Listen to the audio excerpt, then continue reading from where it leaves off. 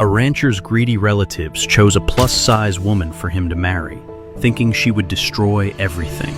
6 months later, they deeply regretted that decision.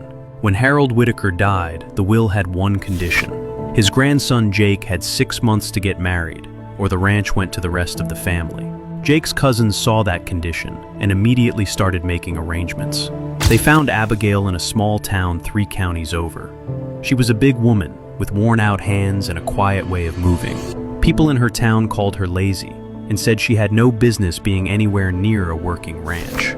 Jake's cousin Robert arranged everything and smiled the whole time because he was certain that within a few months, the ranch would be in enough trouble that he could pick up the land for almost nothing. Abigail arrived on a Tuesday with 2 bags. The ranch hands looked her up and down when she stepped out of the truck and exchanged glances that said everything about what they thought of her. Jake shook her hand at the door, showed her which room was hers, and went back to work. Nobody expected her to last a month. But here was what nobody had bothered to find out. Abigail had grown up on a working farm and had been watching how things ran since she was old enough to follow her father around. Within 3 days of arriving, she had noticed something none of the hands or managers had picked up on or were willing to say out loud. The cattle numbers were wrong, not by a little, by enough that drought alone couldn't explain it.